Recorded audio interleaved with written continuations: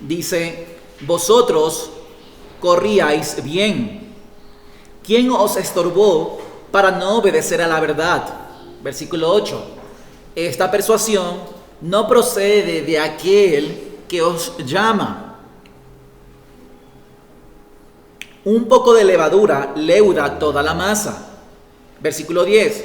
Yo confío respecto de vosotros en el Señor, que no pensaréis de otro modo, mas el que os perturba llevará la sentencia, quien quiera que sea. Oremos, mis hermanos, por la predicación de esta mañana. Padre de los cielos, estamos aquí delante de ti, mi amado Dios, para poder nuevamente pedirte que nos asistas, que nos ayudes y que tu nombre, mi Señor, sea glorificado. Ayúdanos, mi Señor, en este tiempo, y que tu palabra, mi Señor, transforme nuestros corazones.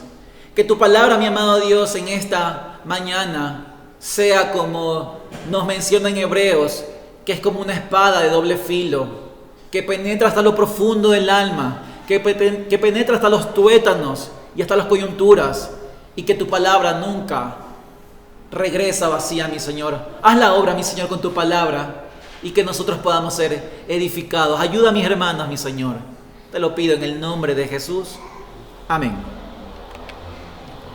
Mis amados hermanos, el tema del día de hoy es la responsabilidad del creyente y el cuidado del Señor sobre su pueblo. La responsabilidad del creyente y el cuidado del Señor sobre su pueblo.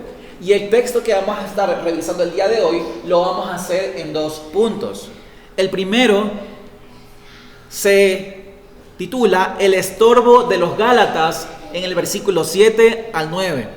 El estorbo de los Gálatas, Pablo nos va a exponer qué es aquello que fue lo que estorbó a los Gálatas de su obediencia, en los versículos 7 al 9. Y en segundo lugar, mis hermanos, nosotros vamos a ver el cuidado del Señor sobre su pueblo en el verso 10. El cuidado del Señor sobre su pueblo en el verso 10. Leamos, mis hermanos, el verso 7. Miren lo que dice Pablo en el verso 7, y con esto entramos a nuestro primer punto. Dice la palabra del Señor: vosotros corríais bien. ¿Quién os estorbó para no obedecer a la verdad? Pablo aquí está diciendo una realidad de los Gálatas. Él les está diciendo: ustedes corrían bien. ¿Qué quiere decir esto? Que ellos estaban corriendo la carrera cristiana de forma agradable delante de Dios. Ellos habían creído en Jesucristo para la salvación de sus pecados, se estaban arrepintiendo de sus ídolos, se estaban volviendo a Dios. Ellos también estaban amando a sus hermanos. Recuerde que en Gálatas capítulo 4 versículo 14 al 15 dice lo siguiente Pablo de ellos: y no me despreciasteis ni desechasteis por la prueba que tenía en mi cuerpo, antes bien me recibisteis como a un ángel de Dios, como a Cristo. Y luego al final del verso 15 dice: si hubieses podido, hubiera sacado vuestros propios ojos para dármelos. Ellos estaban amando a los hermanos. Ellos estaban amando a Pablo y a todos aquellos quienes le predicaban el evangelio verdadero. Ellos estaban despojándose de todo lo que ellos tenían para poder suplir las necesidades de los demás. Ellos estaban amando al Señor y amando al pueblo de Dios. Pero no solamente eso, mis hermanos. Ellos también estaban padeciendo dificultades por causa de su fe, y ellos se estaban manteniendo firmes en el Señor. Y Pablo les dice: ustedes estaban corriendo bien, ustedes estaban amando al Señor aún en medio de los problemas, aún en medio de las dificultades y persecuciones por causa de la fe en Cristo, y ustedes se mantenían firmes. Pero luego Pablo dice: sin embargo, se desviaron del camino. Al final del texto dice, en el verso 7, ¿quién os estorbó para no obedecer la verdad? Había alguien o algo que los estaba estorbando a los Gálatas para que ellos no obedezcan la verdad. Pero mis hermanos, algo que yo quisiera que nosotros podamos entender del texto es que ciertamente los Gálatas fueron estorbados, pero ellos mismos desobedecieron a la verdad. Pablo les está diciendo aquí en este texto, hubo alguien que los estorbó, pero no deja de responsabilizar a los Gálatas de su falta de obediencia. Mire lo que dice nuevamente el texto. ¿Quién os estorbó para no obedecer a la verdad? Ustedes no obedecieron a la verdad. Y para poder explicar este texto, esta parte, yo quisiera ponerle la siguiente ilustración. Imagínese que usted, madre o padre, envía a uno de sus hijos pequeños a hacer una compra. Y su hijo va bien, contento, tranquilo, a hacer esa compra, y en medio del camino vienen sus amigos a poder decirles: hey, hay unos videojuegos nuevos en el parque, vamos a jugar. No, pero mi mamá me dijo que no importa, luego puedes hacer todo esto, luego metes alguna excusa, y el niño va. Cuando el niño llega a la casa tarde sin las compras, la mamá lo va a corregir, ¿cierto? Él no va a tener excusa, y él tampoco puede decir: mamá, fueron los amigos que me desviaron, o fueron ellos los culpables. No, la mamá lo va a castigar por la desobediencia que él cometió. Mis hermanos, cuando alguien se desvía del Señor, cuando alguien deja de obedecer los mandatos de Dios, cuando alguien comete pecados, cuando alguien deja de congregarse, cuando alguien no hace lo que Dios dice en su palabra, debe entender que ese acto pecaminoso, pecado, sale de su propio corazón. Muchas veces estamos acostumbrados, mis hermanos, a echar la culpa a las circunstancias. No, se me hace difícil amar a mi esposo porque él no me ama como Cristo ama a la iglesia. No puedo someterme como la palabra de Dios me dice porque él no hace su parte, hermano Demis. No puedo amar a mis hijos porque ellos son terribles de amar. No nos equivoquemos, eso es parte de nuestro corazón. No que en mi trabajo hay una señorita que está tentándome. Es la culpa de la señorita que viene con falda muy pequeña o algo por el estilo. No, es nuestro propio corazón que sale ese pecado de los malos pensamientos, el adulterio, etc. Mis hermanos, cuando nosotros nos alejamos del Señor, nosotros debemos de reconocer que nosotros nos hemos desviado, nosotros hemos desobedecido al Señor. Pero no solamente debemos de reconocer que nos hemos alejado, sino también debemos reconocer qué es aquello que nos ha alejado del Señor. Más adelante Pablo va a explicar los detalles de aquello que estorbó a los Gálatas para que ellos se desvíen. Entonces, mis hermanos, debemos reconocer aquello que nos está alejando del Señor y apartarlo con todo nuestro ser. Recuerde Jacob, en la lectura bíblica del día de hoy, él pidió todos los dioses ajenos de su familia y él los enterró. De la misma manera nosotros debemos identificar los pecados en nuestro corazón y en la de nuestra familia y dejarlos en la cruz de Cristo. No puede usted nunca dejar algo si usted no va a la cruz de Cristo para ser perdonado y también para obtener gracia, para ser fortalecido y dejar aquello. Luego Pablo, antes de responder a la pregunta de qué fue aquello que los estorbó, él hace un paréntesis. Y miren lo que dice el verso 8 en nuestro texto principal. Esta persuasión no procede de aquel que os llama. Aquí Pablo está diciendo, esto que ustedes han hecho no procede de Dios. Esa acción o ese pensamiento no es del Señor.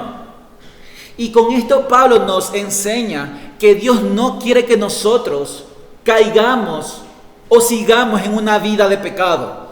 Mis hermanos, Dios ciertamente es soberano de todas las cosas. Él permite muchas cosas en su gobierno y en su soberanía, pero eso no quiere decir, mis hermanos, que nosotros debemos ser negligentes. No es que nosotros vamos a dejar todas las cosas al Señor para que Él las haga por mí.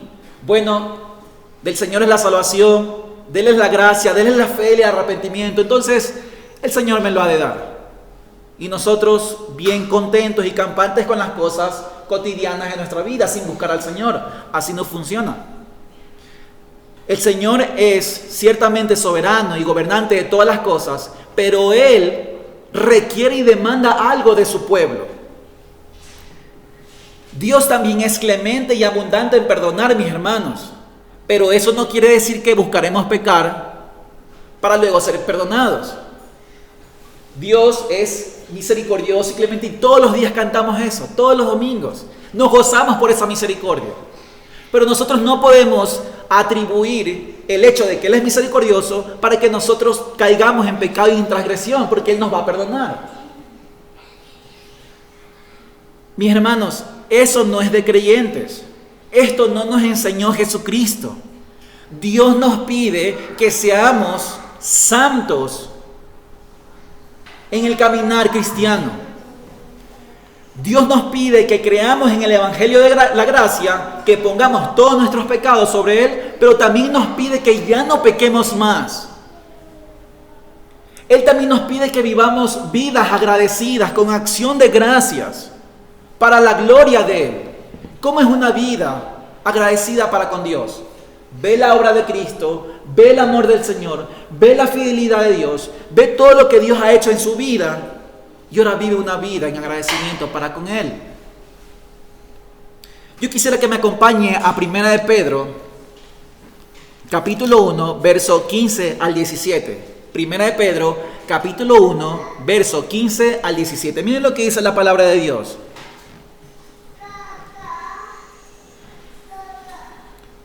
Dice, sino como aquel que os llamó es santo, sed también vosotros santos en toda vuestra manera de vivir. Porque escrito está, sed santos porque yo soy santo. Y si invocáis por Padre a aquel que sin acepción de personas juzga según la obra de cada uno, miren lo que dice, conducíos en temor todo el tiempo de vuestra peregrinación. Mis hermanos, el Señor nos llama a ser santos.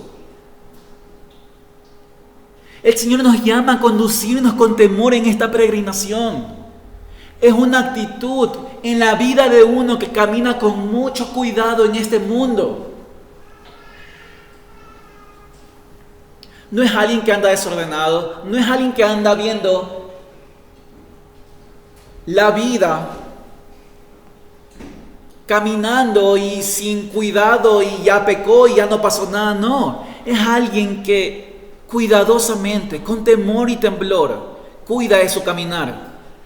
Mis hermanos, el creyente que ama genuinamente a Dios quiere caminar en obediencia delante de su Señor, porque el Padre lo ha amado infinitamente. Por esto el creyente quiere obedecer al Padre en todas las cosas. Mis hermanos, el creyente cuando peca, porque ciertamente es imperfecto, peca no porque ande buscando pecar, sino porque sucedió así en algún momento de su vida que quiso hacer las cosas bien para la gloria de Dios y se cayó y transgredió. Pero luego de eso, mis hermanos, él se duele en su corazón. El creyente ciertamente aún tiene naturaleza pecaminosa, pero cuando se encuentra con esa naturaleza se duele y llora delante del Señor y dice, Señor, ayúdame, no quiero más. Busca a su Señor urgentemente para encontrar la medicina que solamente se encuentra en Cristo Jesús.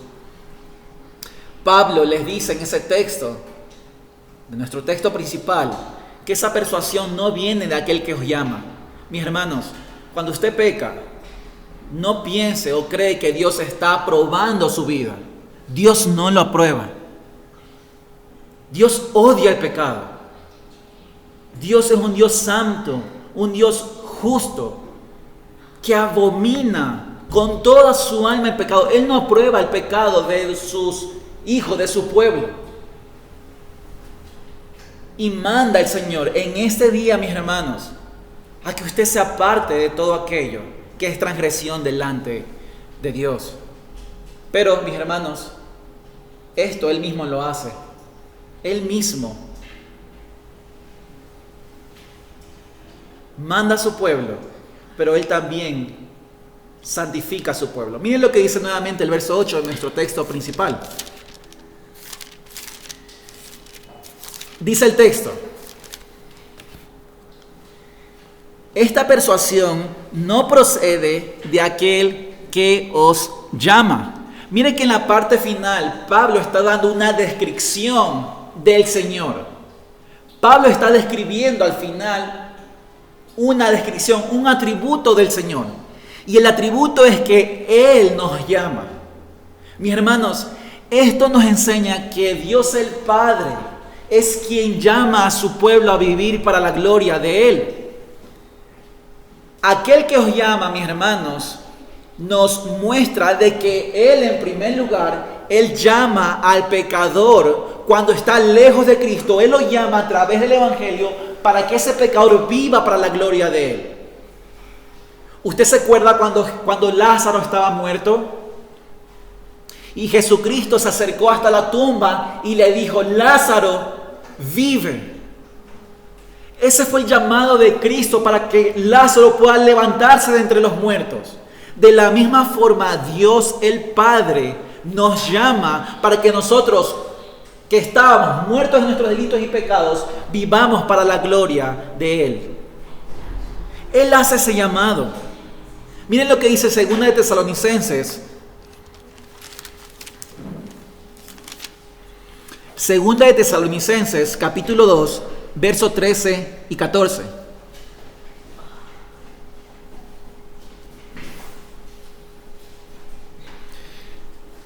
Segunda de Tesalonicenses, capítulo 2, versos 13 y 14. Miren lo que dice la palabra de Dios, y esto es sumamente precioso.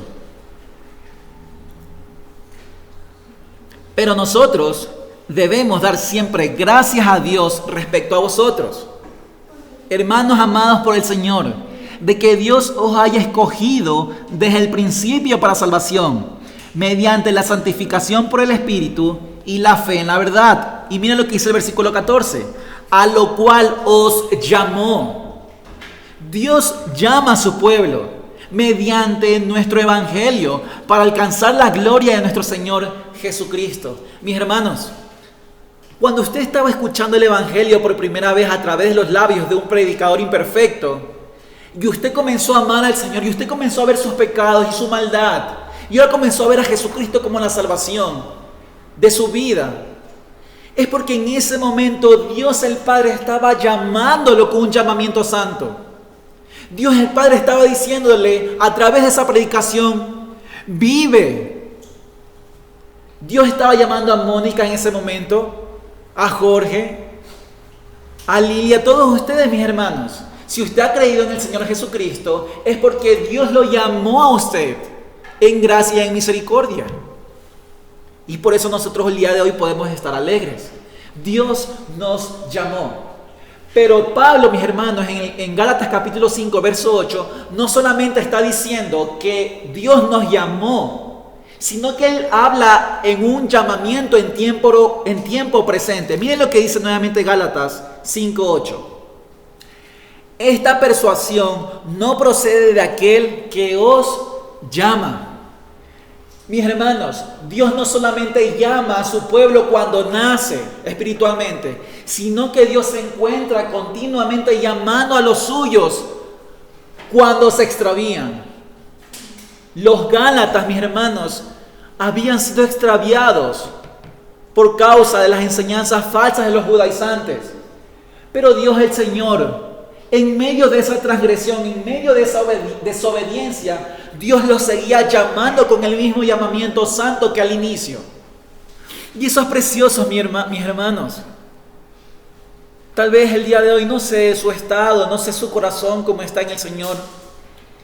Pero tal vez el día de hoy el Señor te sigue llamando con su palabra, con su evangelio, diciéndote con una voz dulce, con una voz constante: cristiano, sígueme a mí. Tú sígueme a mí. Cristiano, ven, depende de mi gracia. Cristiana, ven y busca mi sabiduría y camina conforme a mi palabra. Cristiano, cristiana, hombre, mujer, niño y niña, sígueme, a pesar de las circunstancias que son a veces no entendibles por nosotros. El Señor nos envía esta tarde, esta mañana, a que podamos perseverar en Él a pesar de las duras circunstancias, a pesar de lo doloroso que sea. El Señor nos sigue llamando para la gloria de su nombre. Algunos, el día de hoy tal vez, podrían preguntarme, hermano Denis, ¿qué debo hacer, mi hermano, si no tengo seguridad en mi salvación? O tal vez, reformulando la pregunta, mi hermano Denis, ¿qué pasa si he estado engañado por mucho tiempo y no he sido cristiano de verdad? ¿Qué debo hacer en esto, mi hermano? O tal vez otros podrían decir, ¿qué pasa si ciertamente soy cristiano, pero estoy en un pecado que me aleja de Dios y me hace creer que no soy salvo? Mis hermanos, para cualquiera de las dos preguntas, si tú no eres cristiano, o si tú eres cristiano ciertamente y te has alejado del Señor, quiero decirte que la respuesta es la misma. Cristo hoy te llama a través de su palabra para que lo sigas y dependas completamente de Él para la salvación de tus pecados, pero también para la santificación. Ese es el llamado del día de hoy de parte de Dios, que el Señor nos pide hoy que lo glorifiquemos. Entonces, el Señor nos llama como un llamamiento santo. Luego, mis hermanos, en el versículo 9 de Gálatas capítulo 5, vamos a encontrar nosotros el motivo por el cual los gálatas se habían desviado del evangelio y de obedecer la verdad. Miren lo que dice el verso 9. Un poco de levadura leuda toda la masa. Esta es la respuesta que Pablo da ante el estorbo de los gálatas y la desobediencia que ellos habían tenido. Habían ellos permitido un poco de levadura, de tal forma que contaminó toda la masa. ¿Qué significa esta parte, mis hermanos? Un poco de levadura leuda toda la masa. En primer lugar, significa que el pecado que ellos permitieron en sus vidas hicieron que ellos se alejaran de la verdad. La levadura que leuda o que daña toda la masa, en primer lugar eso significa que ellos se dejaron contaminar por el pecado y de esta manera se extraviaron de la verdad. Miren lo que dice 1 Corintios capítulo 5 versículo 6. 1 Corintios capítulo 5 verso 6.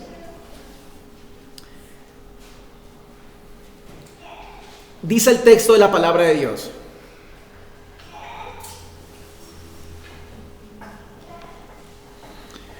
no es buena vuestra jactancia. ¿No sabéis que un poco de levadura leuda toda la masa?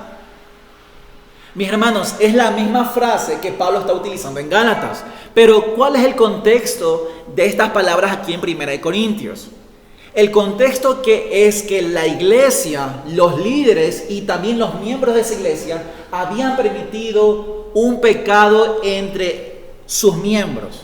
Ellos no lo habían corregido, ellos se desentendieron, ellos incluso aún dijeron algo como esto: bueno, nuestro hermano está en pecado, así que el Señor nos manda a tener gracia y misericordia, aceptémoslo nomás tal como es.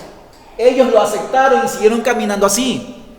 Pero ¿qué pasó? Ellos se enorgullecieron por permitir aquello, por permitir que esa persona siga en su maldad.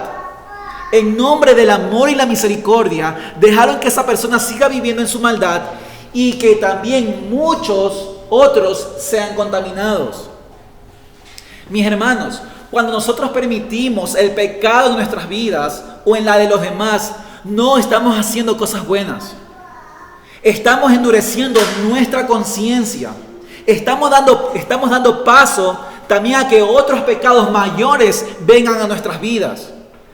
Mis hermanos, cuando usted permite el pecado en su vida y en su familia, todos van a salir afectados. Incluso las personas que usted ama. Mi hermano, yo quisiera preguntarle en este tiempo, en este momento, lo siguiente. ¿Usted permitiría que sus hijos entren a una cueva que tiene leones? ¿Usted permitiría que sus hijos estén descuidadamente caminando cerca de un barranco con el peligro de caerse? No, ¿verdad? Entonces, mis hermanos, ¿por qué permitiríamos el pecado en sus vidas o en las nuestras para que ellos sean destruidos? Para que su alma se pierda por completo en la eternidad. No es solamente un tiempo de dolor como un león devorándolo o como cayéndose de un precipicio. Es una eternidad lejos del Señor, lejos de su bondad, con toda su ira.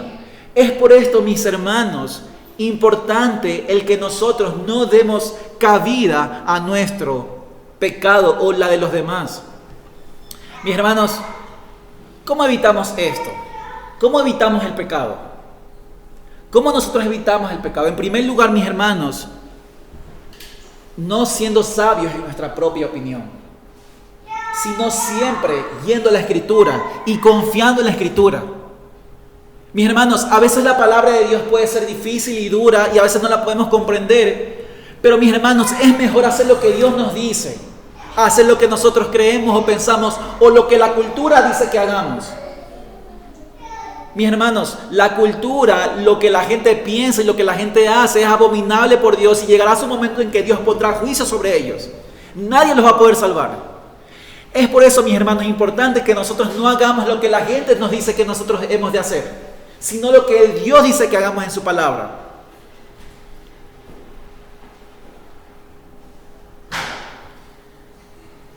En primer lugar, no ser sabio en nuestra propia opinión, sino siempre buscar el consejo de Dios. Y aun cuando nos parezca ridículo el hacer aquello porque Dios lo dice y Dios es más sabio que nosotros mismos. En segundo lugar, mis hermanos, ¿cómo podemos guardarnos del pecado? Viviendo una vida humilde. Viviendo una vida reconociendo que somos falibles, que fallamos, que no lo sabemos todo, mis hermanos. Pero también reconocer que hay otros en el Señor que Dios ha permitido que maduren y crezcan y que pasen el mismo camino de usted, para que ellos puedan alcanzar mayor sabiduría y así poder ayudar al pueblo del Señor. Mis hermanos, evitamos el pecado cuando reconocemos nuestra falibilidad, pero también cuando reconocemos que hay otros que nos pueden ayudar. Mis hermanos, a veces podríamos tener temor, miedo, dudas, para poder buscar a alguien y poder decirle, mira, me pasa esto. A veces el orgullo quiere hacer que nosotros presentemos una apariencia la cual no es. Mis hermanos, nunca vamos a conseguir nada mostrándonos algo que no somos. Es por esto importante, mis hermanos, que podamos, como dice la palabra de Dios, confesarnos los unos a los otros nuestros pecados. Mis hermanos, es mejor que hoy nos expongamos a nuestros hermanos y así ser restaurados y sanados si Dios nos permite, a que al final estemos delante de Dios con toda nuestra maldad, sin haber buscado a nadie, sin haber pedido ayuda. Algún hermano ilustró lo siguiente, como una tentación de parte de Satanás. Miren lo que dice.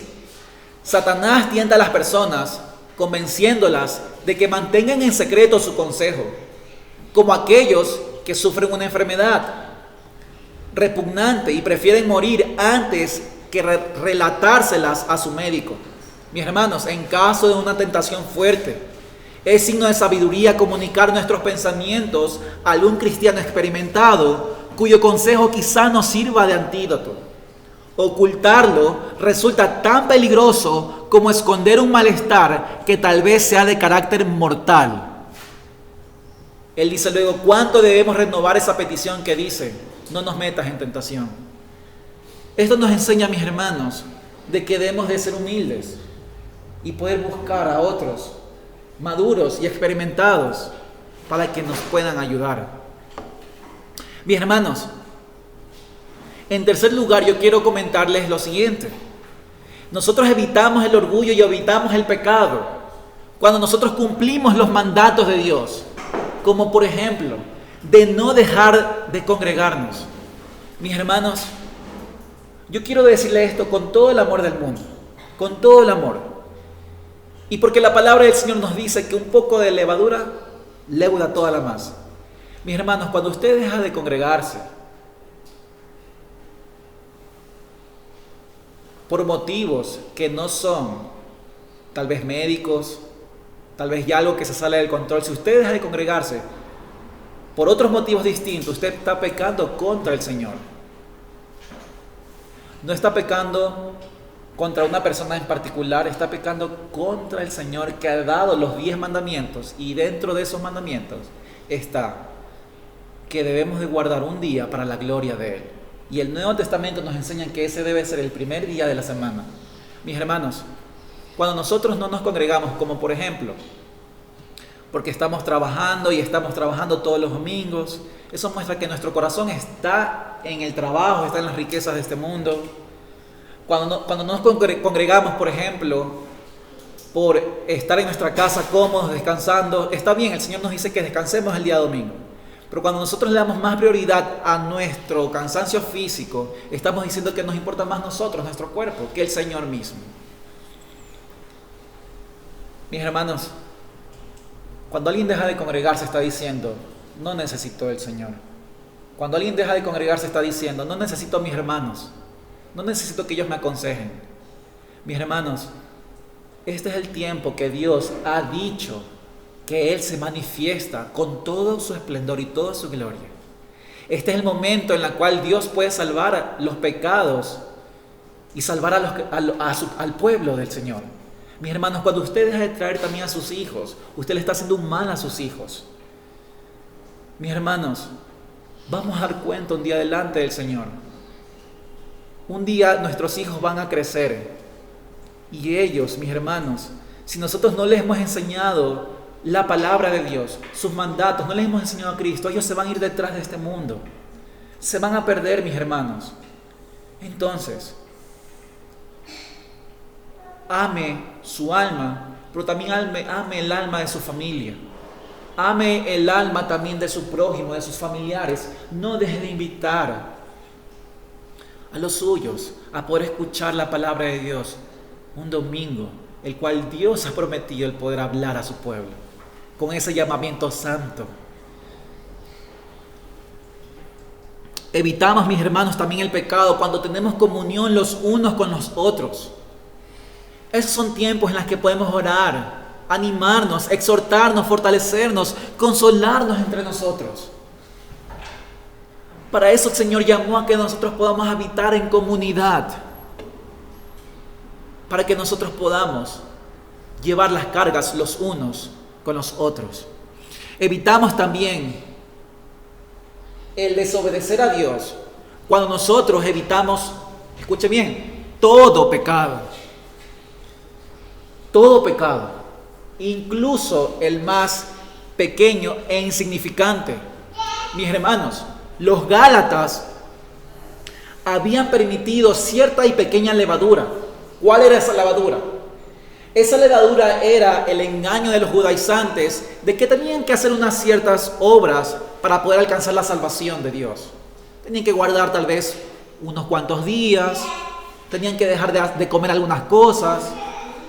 Y eso los contaminó, mis hermanos, a tal punto de negar a Cristo y también a tal punto de mutilar o querer mutilar su prepucio. Un pequeño pecado los estaba llevando a consecuencias nefastas y terribles. Por eso, mis hermanos, hemos de evitar aún los más pequeños pecados para así evitar las grandes consecuencias. Mis hermanos y hermanas, un hombre no cae en adulterio simplemente porque un día a otro tuvo una tentación. Una persona no cae en un pecado desastroso y funesto porque de un día a otro se le marcó esa tentación. No, eso es un trabajo de tiempo, de meses, de días, de años. Tal vez dejando de leer la palabra de Dios. Tal vez dejando de sentir o de buscar al Señor en medio de la palabra, en medio de la oración. Tal vez diciendo una pequeña mentira. Tal vez dejando que nuestros pensamientos divaguen en el pecado. Esas cosas pequeñas hacen que luego pues seamos destruidos por completo. Mis hermanos, cuando una persona está enferma de metástasis y está postrado en su cama, si usted lo puede ver meses antes o años antes, esa persona estaba bien. Esa persona estaba con un cáncer tal vez microscópico que nadie lo pudo ver. Dejó pasar el tiempo, no se cuidó, no fue al doctor y a la final postrado en la cama. De la misma forma es el pecado. Por más pequeño que sea mi hermano y mi hermana, ese pecado puede hacer que se destruya su alma y también la de tu familia. Mis hermanos, hemos visto que la levadura que leuda toda la masa, en primer lugar significa cuando el creyente permite el pecado en su vida. Pero también significa esa levadura cuando el creyente permite el legalismo. El legalismo o la falsa enseñanza. El legalismo y la falsa enseñanza también hace que el creyente sea estorbado para poder obedecer a la verdad. Miren lo que dice Mateo capítulo 16.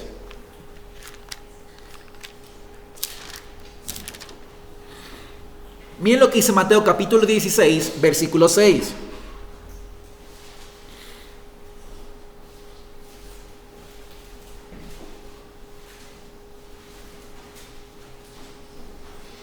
Dice Jesús, les dijo, mirad, guardaos de la levadura de los fariseos y de los saduceos.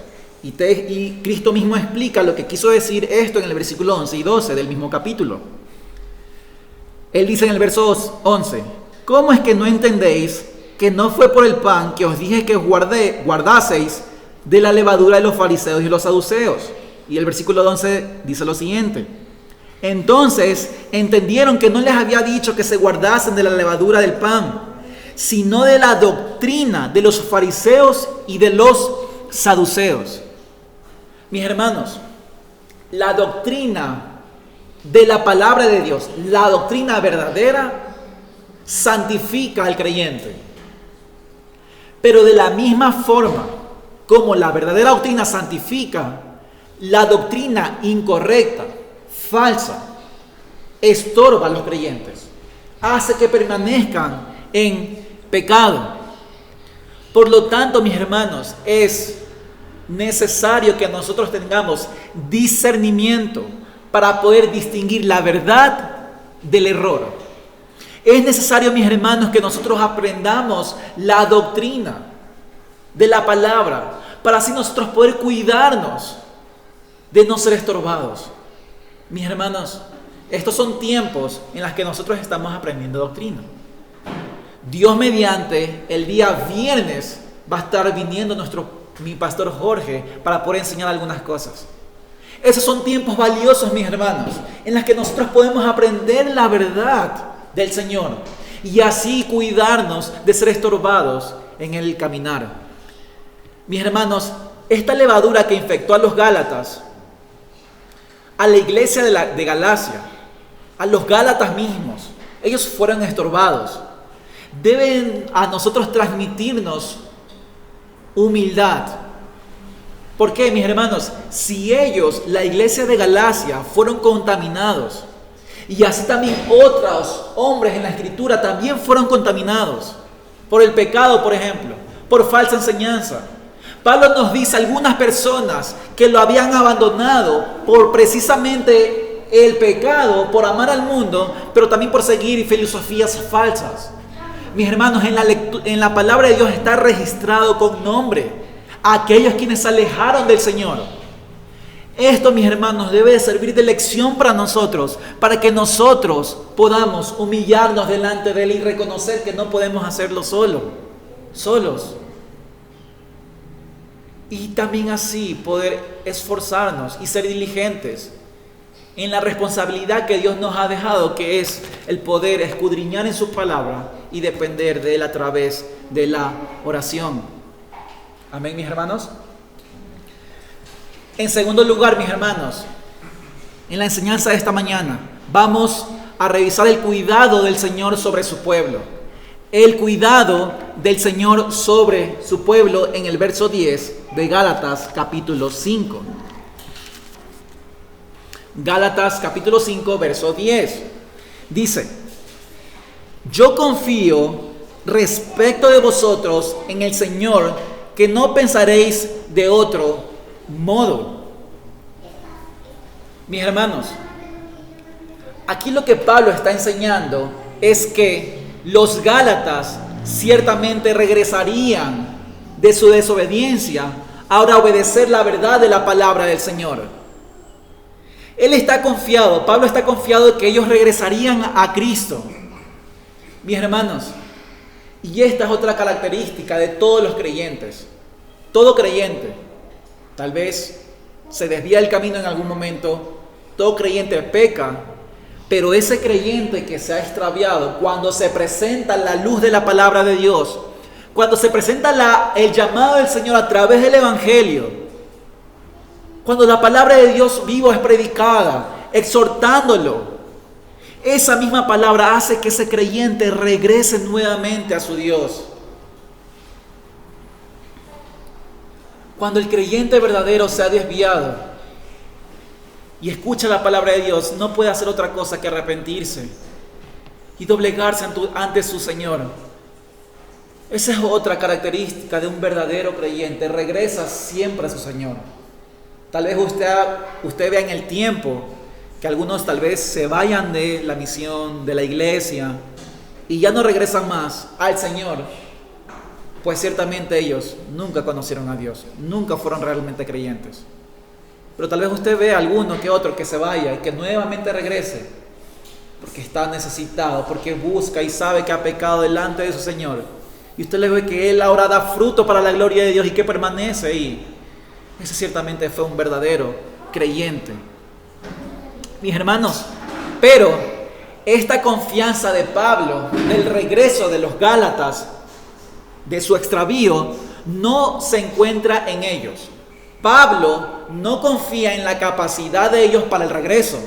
Pablo no confía en la obediencia de ellos para su regreso. Él no está diciendo, bueno, yo confío que ustedes eran obedientes antes, así que yo sé que ustedes van a escucharme.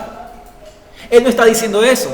Él no está diciendo que por cuanto los gálatas son creyentes o tienen fe en el Señor o tienen buenas obras o tienen buenas capacidades, por eso ustedes van a regresar. Esa no es la confianza de Pablo. La confianza de Pablo se encuentra en el Señor. Miren lo que dice nuevamente el verso 10. Yo confío respecto de vosotros, y aquí dice, en el Señor.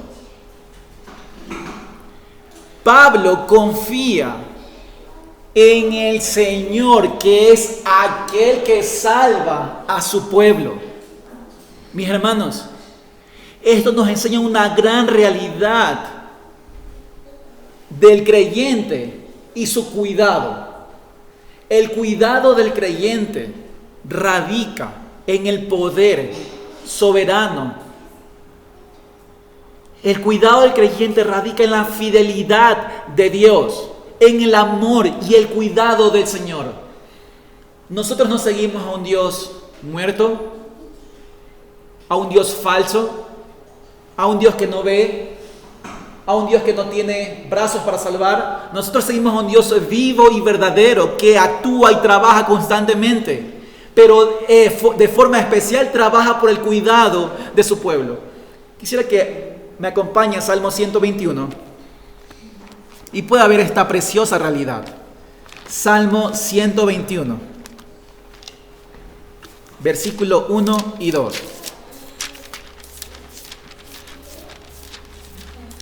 Salmo 121, verso 1 y 2. Miren lo que dice la palabra de Dios. En primer lugar, el verso 1. Dice: alzaré mis ojos a los montes. ¿De dónde vendrá mi socorro? Mis hermanos, el contexto de este salmo es que el salmista, el hombre que escribe esto, él se encuentra en grandes problemas, en grandes dificultades. Y él, para buscar su salvación de su problema, él mira al hombre, él mira a los reyes, él mira la creación, él se mira a sí mismo y se pregunta: ¿de dónde podrá venir mi socorro? Y él recuerda que únicamente su socorro y su salvación es del Señor. No puede venir de otro lugar. El socorro del creyente es el Señor. Mi socorro, dice el verso 2, viene de Jehová, que hizo los cielos y la tierra.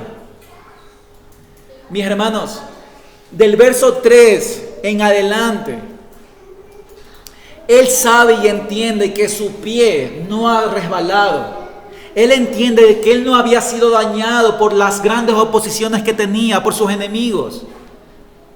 Porque había alguien, el Dios vivo y verdadero, que lo estaba cuidando y protegiendo. Esa es la razón por la cual él podía aún seguir vivo. Porque había y estaba Dios cuidándolo de todos sus enemigos. Miren lo que dice el verso 8.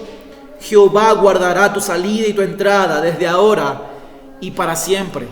Él entiende que Dios será su guardador siempre. En todo el tiempo, Dios guarda a los suyos y a su pueblo. Mis hermanos,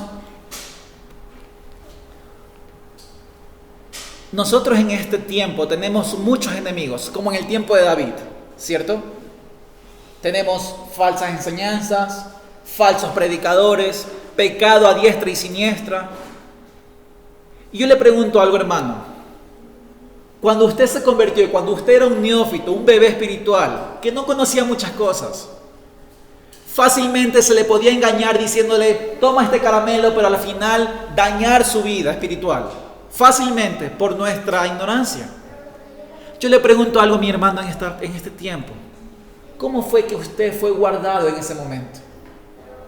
¿Cómo fue que hasta el día de hoy usted, por la misericordia de Dios, está ahora escuchando la palabra de Dios fielmente? ¿Cómo es que usted ahora está aquí escuchando su palabra y no está tal vez en los testigos de Jehová? O tal vez en estos lugares donde se predica el evangelio de la prosperidad.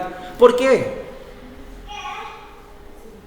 Porque usted no está escuchando el día de hoy a Benny Hinn y siguiéndole a él, a Cash Luna.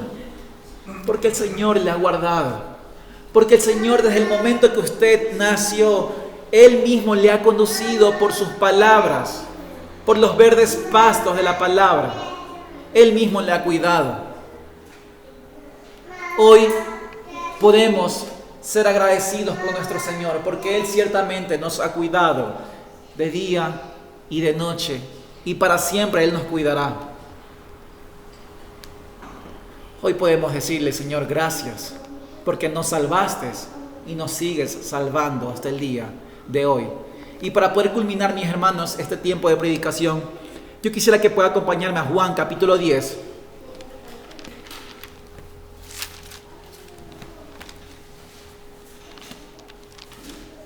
Juan capítulo 10.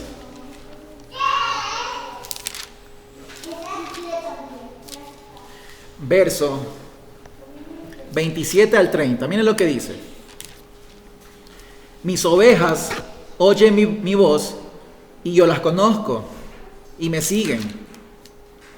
Y yo les doy vida eterna y no perecerán jamás, ni nadie las arrebatará de mi mano. Mi Padre que me las dio es mayor que todos y nadie las puede arrebatar de la mano de mi Padre. Yo y el Padre, uno somos. Mis hermanos, la palabra del Señor dice aquí que el pueblo del Señor está protegido, cubierto, guardado por las manos del Hijo, que ciertamente es Dios, pero también por las manos del Padre. Las manos de aquel que nos salvó, las manos de aquel que es poderoso, aquel que creó todas las cosas según su voluntad, aquel que gobierna todo el día de hoy, aquel que gobierna a los reyes de este mundo, aquel que es Señor sobre toda la creación.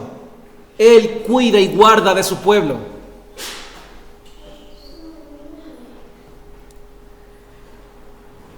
Nadie, dice el verso 29 al final, nadie las puede arrebatar de la mano de mi Padre, ni tampoco de su mano. Mis hermanos, yo te pregunto algo.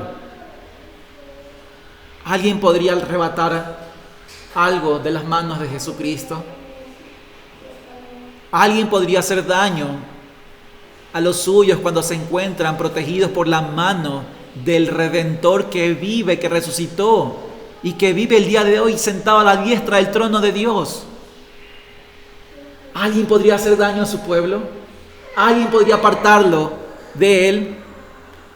Mis hermanos, no solamente estamos en manos del Dios el Padre, no solamente estamos en manos del Dios el Hijo, sino que también estamos siendo guardados por Dios el Espíritu Santo. Miren lo que dice Juan 14,